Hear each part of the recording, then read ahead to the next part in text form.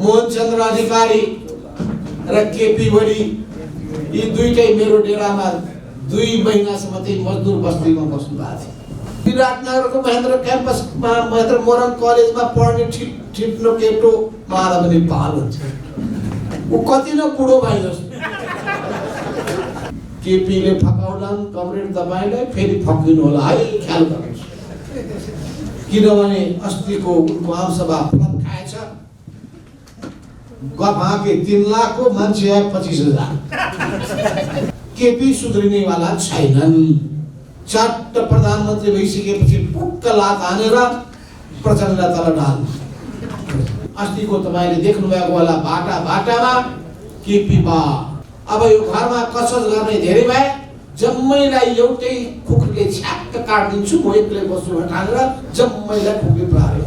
त्यो विरोध सभाले 7औं पुत्रो लिएछ केपी ओलीको, अनि 3 लाख साङ्ग्रो गल्लीमा गरेको सभाभन्दा हेर्न आउनु भनेको त हेर्न जाँदा हात्ती आयो फुस्सा भएछ।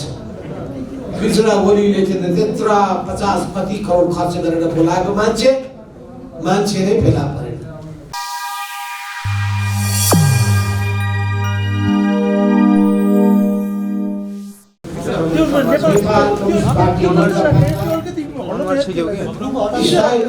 सदस्य कमरेडहरू,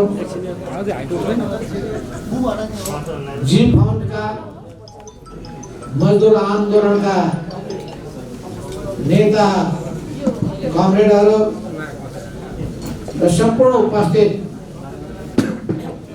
आदरणीय कमरेडहरू, सहभागी साथीहरू,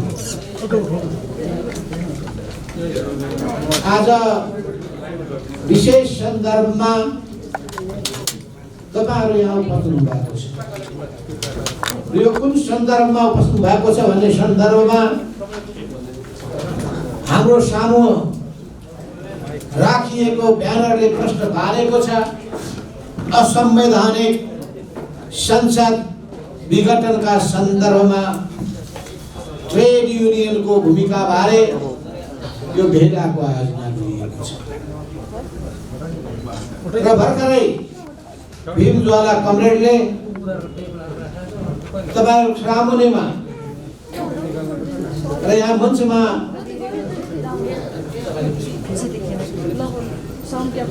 उहाँले नै तपाईहरुका सामुमा एउटा घोषणा भन्न सकिन्छ, प्रतिबद्धता भन्न सकिन्छ, वक्तव्य भन्न सकिन्छ। त्यो जारी गर्ने उद्देश्यले भाषण गर्नुभएको छ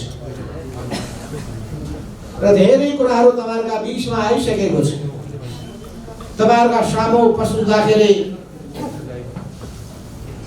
मैले धेरै परको कुरा त होइन, 2036 सालको कुरा सम्झिरहेको छु। 2003 सालमा नेपालमा मजदुर आन्दोलन को सुरुवात भएको र मजदुरहरूले नै यसै 4 वर्षको राणा शासनका विरुद्धमा अग्रपंक्तिमा उभिएर राणा शासकलाई चुनौती दिएको त तपाईहरुलाई स्मरण छँदैछ। अरु राजनीतिक पार्टीहरूले संगठित भएका 25 संगठित भएका पार्टीहरू अहिलेको नेपालका राजनीतिका मूल स्ट्रिम भनिएका पार्टीहरू नेपाल कम्युनिस्ट पार्टी र नेपाली कांग्रेस अझै पछाडी मात्रै स्थापना भए। प्रजा परिषद जस्ता पार्टीहरूले राणा शासकहरूलाई 1993 मा नै विक्रम सम्वत 1993 मा चुनौती दिएका थिए। तर अरू राजनीतिक दलहरू गठन हुनुभन्दा पहिले नै मजदुरहरूले आँट गरेर अग्रपंक्तिमा उभिएर हाँक दिए निरङ्कुश सत्तालाई। त्यो सत्तालाई उखेलेर फाल्ने अठोट गरे। यसबाट के देखिन्छ भने मजदुर वर्ग आफै पनि साहसिलो वर्ग हो। ऊ कायर होइन, सबैभन्दा साहसिलो न्यायका लागि, सत्यका लागि, परिवर्तनका लागि अग्रपंक्तिमा उभिने त्यो वर्ग हो।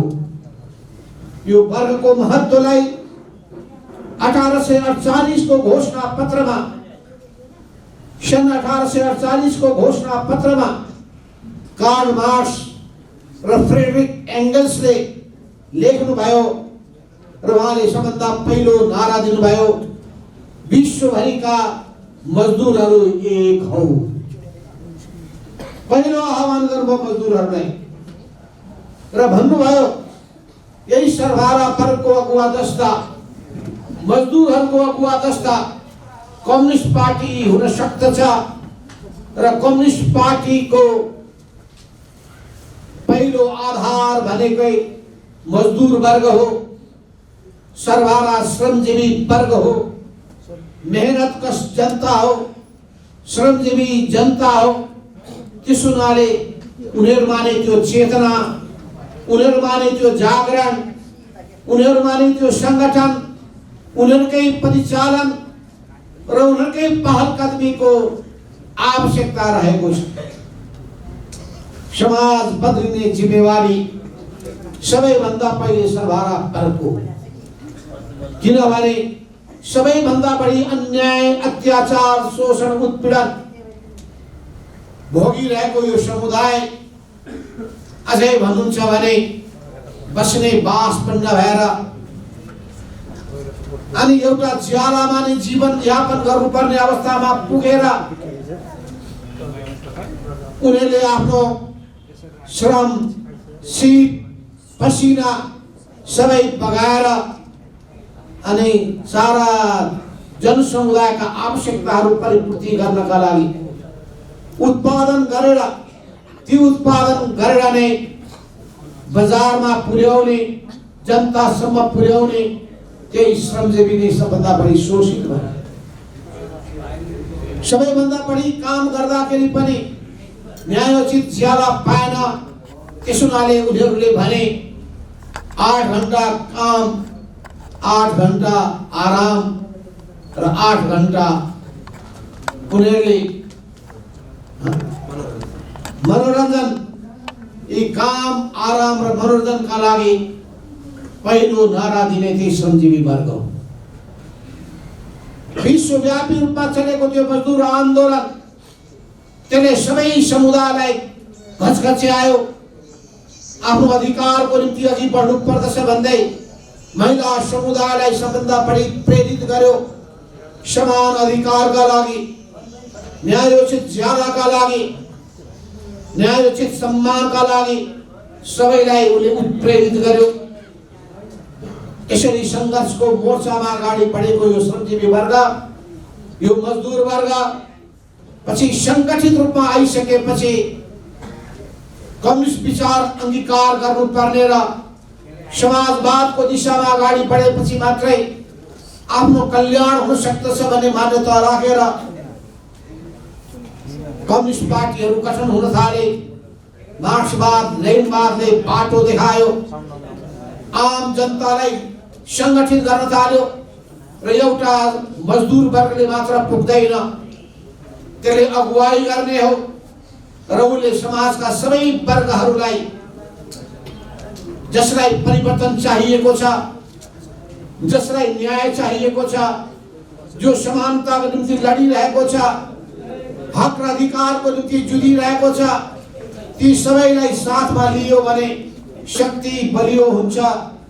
शक्ति बलियो भएपछि मात्रै अनि प्रतिक्रियावादी शक्तिलाई पराजित गर्न सकिन्छ, प्रतिक्रियावादी शक्तिलाई हाँक दिन सकिन्छ र त्यो हाँकबाट प्रतिक्रियावादी शक्तिलाई थर थर कमाउने र त्यसलाई निमित्यान्न पार्ने काम गर्न सकिन्छ। त्यही बेलामा कार्ल मार्क्सले भन्नुभएको थियो, हाम्रो यो आह्वान सुन्ने बित्तिकै संसारभरिका प्रतिक्रियावादीहरू डरले थर थर काम्नेछन्। उनीहरूलाई काम नदेऊ, किनभने उनीहरू अन्यायको ठाउँमा छन्, हामी न्यायको साथमा छौं। न्यायको जित हुन्छ, अन्यायको हार हुन्छ। त्यो घोषणा गर्ने कार्ल मार्क्स, त्यो घोषणा गर्ने फ्रेडरिक एंजेल्स, त्यही बाटोमा अगाडि बढ्ने लेनिन, भ्लादिमिर इलिच लेनिन, त्यही दिशामा अगाडि बढ्ने माओ सेतुङ देखि लिएर मार्क्सवादी नेताहरू, चाहे स्टालिनको कुरा गरौं, माओ सेतुङका कुरा गरौं, हो ची मिन्हका कुरा गरौं, किम इल सिंहका कुरा गरौं, चाहे फिडेल कास्ट्रोका कुरा गरौं, यी विभिन्न आन्दोलनका अगुवा नेताहरूले विभिन्न देशमा अगुवाई गर्नुभयो र ती देशहरूमा समाजवाद ल्याउनका लागि, त्यसको अगुवाई गर्नका लागि उहाँहरूले भूमिका खेल्नुभयो। र ती सबै कुराहरूको सन्दर्भमा नै नेपालमा पनि 2006 सालमा कम्युनिस्ट पार्टीको स्थापना भयो पुष्पलालको नेतृत्वमा। त्यही कम्युनिस्ट पार्टीमा महासचिव बन्नुभयो मनमोहन अधिकारी, जुन मनमोहन अधिकारीले 2003 सालमा भएको मजदुर आन्दोलनको अगुवाई गर्नुभएको थियो।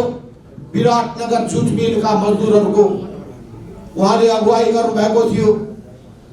त्यसोले मनमोहन अधिकारी कम्युनिस्ट पार्टीको महासचिव मात्र होइन, वा मजदुर आन्दोलनको पहिलो नेता पनि हुनुहुन्छ। यसरी त्यही मजदुर आन्दोलनको नेता, कम्युनिस्ट पार्टीको महासचिव र यो देशको वामपन्थी सरकारको पहिलो प्रधानमन्त्री बन्ने र चुनावको माध्यमबाट सबैभन्दा ठूलो दलको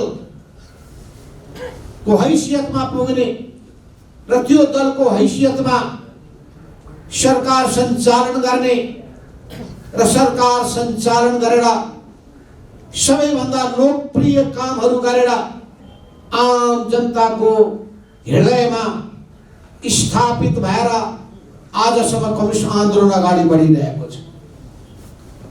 हामी सबैलाई गौरव बोध भइरहेको छ।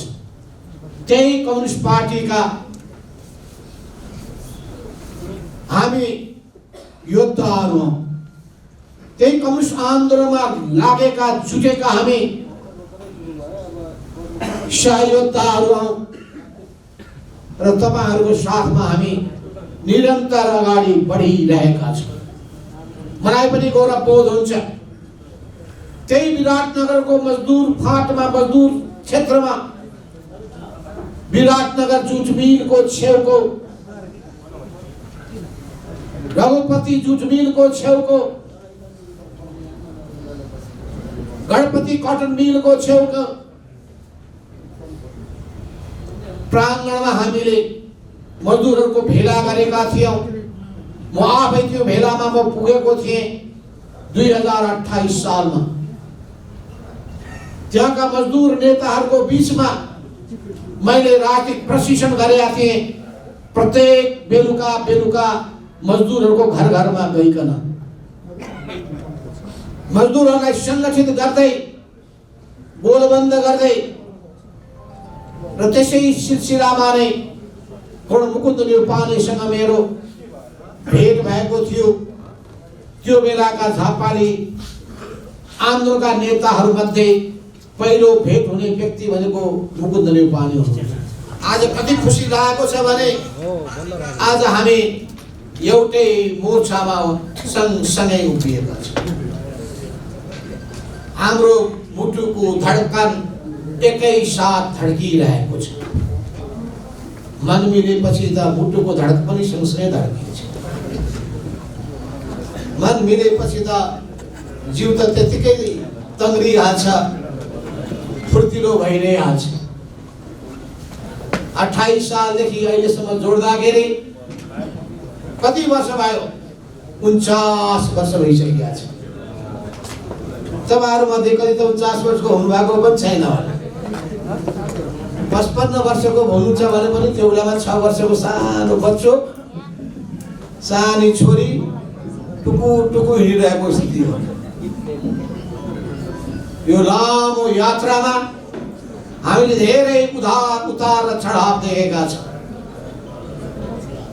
र त्यही सिलसिलामा 29 सालमा कम्युनिस्ट पार्टीमा झापामा मुकुन्द कमल सँगसँगै काम गरेका केपी ओलीजी त्यही फेला पर्नु भएको थियो। त्यो बेलामा झापा आन्दोलनको नेता मोहनचन्द्र अधिकारी हुनुहुन्थ्यो। मोहनचन्द्र अधिकारी र केपी ओली यी दुईटै मेरो डेरामा 2 महिनासम्म चाहिँ मजदुर बस्तीमा बस्नु भएको थियो। अनि ती केपी ओलीजी के भन्छन् थाहा छ? त्यो बेलामा 28 वर्षको भर्खरको ठिटो विराटनगरको विद्यार्थी केटो, विराटनगरको महेन्द्र क्याम्पसमा महेन्द्र मोरङ कलेजमा पढ्ने ठिट्नो केटो माला पनि पाल हुन्छ। ऊ कति न बुढो भए जस्तो, कति न बुढो भए जस्तो। बरु भने भोलि उहाँ कलेज पढ्नुहुन्थ्यो, म त के हुनु बल्ल चाहिँ 8 क्लास पढ्दै थिएँ भने हुन्थ्यो नि। त्यो भन्ने होइन। भनेपछि कस्तो अपमान गर्न सकेको होला, म अपमान गर्न चाहन्न। किन हामी त्यस्तो संस्कारमा हुर्किएका मानिस होइनौँ। त्यस्तो संस्कार हामी हुर्काउन पनि चाहँदैनौँ। त्यस्तो प्रवृत्ति तपाईँहरूमा सृजना होस् भने पनि चाहँदैनौँ। अरू बिग्रिए पनि हामी बिग्रिनु हुँदैन। अरू छुच्चो भए पनि हामी छुच्चो बन्न हुँदैन। अरू बदमाश भए पनि हामी बदमाश हुनु हुँदैन। अरू गफाडी भए पनि हामी गफाडी बन्न हुँदैन। हामी काम गर्ने कुरामा, इमानदारीताका कुरामा, जनताको मन र विश्वास जित्ने कुरामा लाग्नु पर्दछ। हामीले भन्ने र सिकाउने कुरा त्यही हो। त्यही मजदुर बस्तीमा नै 2031 सालमा कोअर्डिनेसन केन्द्रको पहिलो वैचारिक बीजारोपण भएको थियो। र त्यो वैचारिक बीजारोपण गर्ने कुरामा हामी 2 जना थियौँ। एउटा सीपी मैनाली र अर्को म मोरङको नेता थिएँ। सीपी मैनाली झापाको नेता हुनुहुन्थ्यो। मुकुन्द कमल त्यो बेलामा झापाबाट मोरङको गाउँमा, अनि मोरङको गाउँबाट उहाँ सिराहा जिल्ला हुँदै पर्सा हुँदै 12 जिल्लाका किसानहरूको बीचमा उनीहरूलाई सचेत बनाउँदै सङ्गठनमा लाग्नु भएको थियो। त्यो बेलाका पुराना योद्धाहरू हामी पुरानो कुराको संस्मरण गर्दैछौँ। र हिजो मैले राति र आज बिहान राधाकृष्ण मैनालीसँग कुरा गर्दाखेरि उहाँ भन्दै हुनुहुन्छ, केपीले फकाउलान् कमरेड तपाईँलाई, फेरि फकिनु होला है, ख्याल गर्नुहोस्।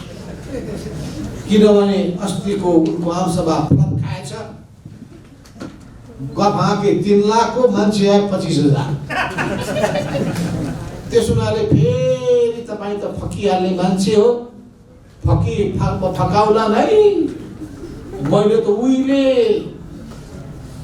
28 सालमा नै केपी ओलीको जेलमा बस्दाखेरि केपी ओलीको भुक्तमान भोगेको मान्छे भेट हुँदाखेरि भन्थे आर्के तपाईँ त अत्यन्तै कम्युनिस्ट आन्दोलन सुरु गर्ने योद्धा हो भनेर मलाई फुरुङ्ग पार्थे रे। अनि बेलुका कतै गएर राधाकृष्ण जमिनदार जमिनदार यस्ता बोलङ्गार आएर यो भनेर हामीलाई गाली गर्थे।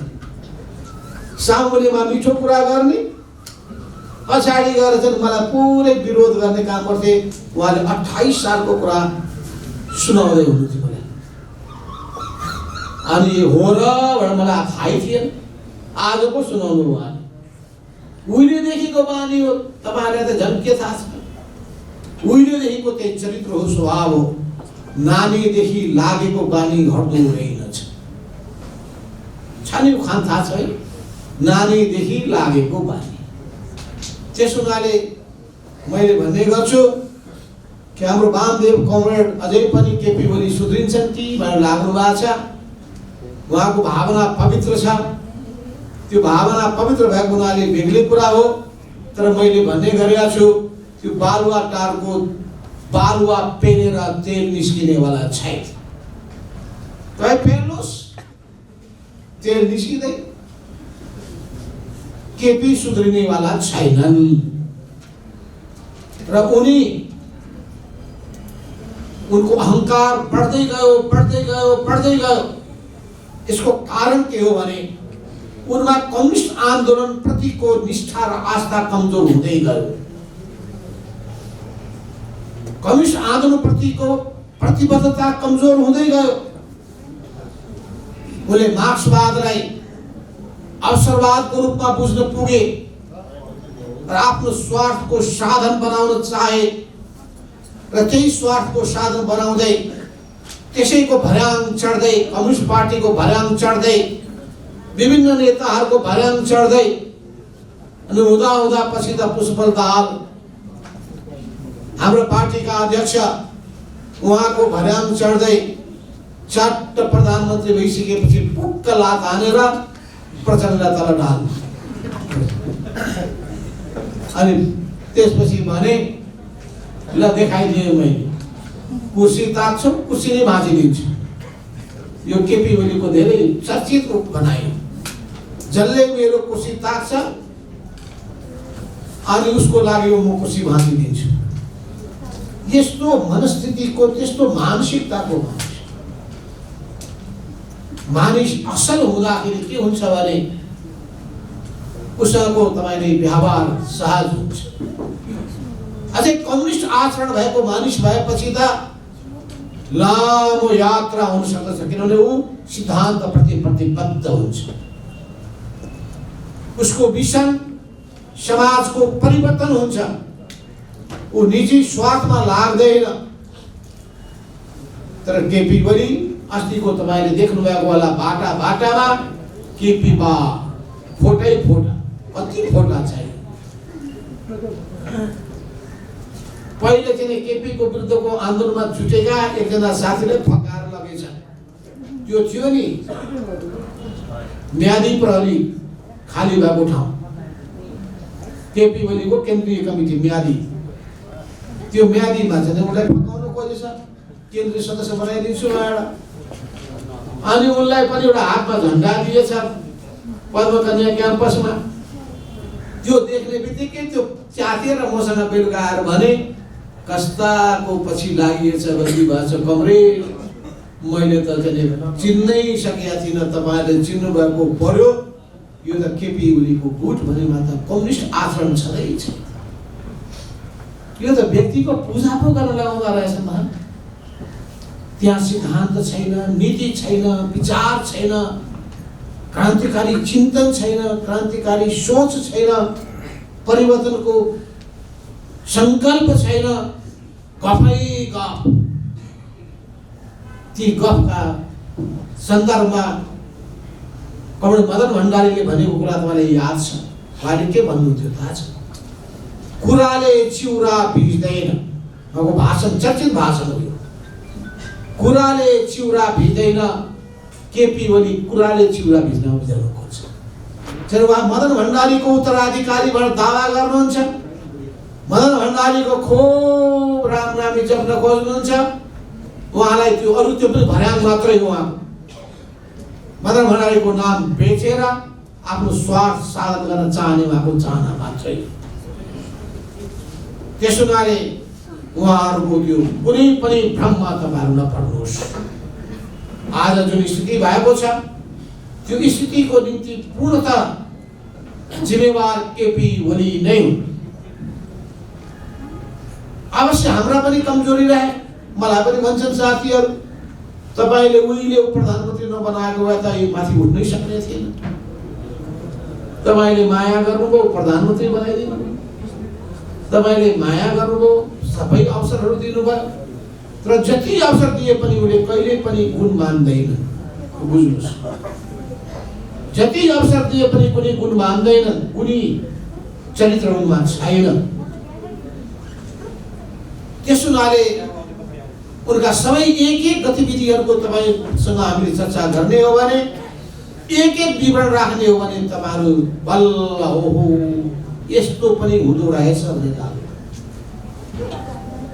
तर यस्ताहरू भए भनेर दिक्क मानेर मात्र हुँदैन। सन्तान तपाईले जन्माउनु भयो, छोराछोरी जन्माउनु भयो, तपाईलाई छोराछोरीको माया हुन्छ। तर छोराछोरीहरू ठिक बाटोमा अगाडि बढेनन् भने, उल्टै बाबुआमालाई दुःख दिन थाले भने त्यो बेलामा कस्ता सन्तान जन्माइएछ भनेर मात्रै तपाईँ भन्नुहुन्छ। त्यस्तो हुन्छ, त्यस्तो भयो। यो कम्युनिस्ट आन्दोलनमा राम्रा मान्छे आउँदाखेरि आन्दोलन अगाडि बढेको देखिन्छ। समाजवादको यात्रा सहज रूपमा अगाडि बढेको देखिन्छ। यही तङ स्याओपिङ जस्ता नेताहरू पनि जन्मिए चीनमा, जसले समाजवादको दिशा नै मोडिदियो। यही गोर्बाचोभ र एल्सिन जस्ता मान्छे पनि जन्मिए, जसले रुसमा समाजवाद सोभियत संघलाई टुक्रा टुक्रा पनि बनाइदिए र कम्युनिस्ट आन्दोलनलाई धराशायी पनि पारे। त्यो त हुँदो रहेछ। राम्रा हुँदाखेरि राम्रै राम्रो हुँदो रहेछ, नराम्रा हुँदाखेरि बर्बाद पार्दो रहेछ। असल मानिस हुँदाखेरि असल कुराहरू, असल परिणामहरू प्राप्त हुन्छन्। कमर्सियल मानिस हुँदाखेरि सबैतिर पीडै पीडा मात्रै हुन्छ। तपाईले महाभारत पढ्नु भएको होला, सुन्नु भएको होला। युधिष्ठिर र दुर्योधनको कथा पनि सुन्नु भएको होला। दुर्योधनले गर्दाखेरि यदुवंशको नाश भयो। राम र रावणको कथा पनि सुन्नु भएको होला। भनेपछि यो संसारमा यस्तै हुँदो रहेछ। उहिले पनि देवता र दानवको बीचमा द्वन्द्व हुँदो रहेछ। राम्रा नराम्रा, सही गलतको बीचमा द्वन्द्व भइरहन्छ। द्वन्द्व भयो भनेर दिक्क मान्नु हुँदैन। अझै हामीले धेरै गीत गाएका छौँ। द्वन्द्व मात्रै होइन, जित र हार पनि भइरहन्छ।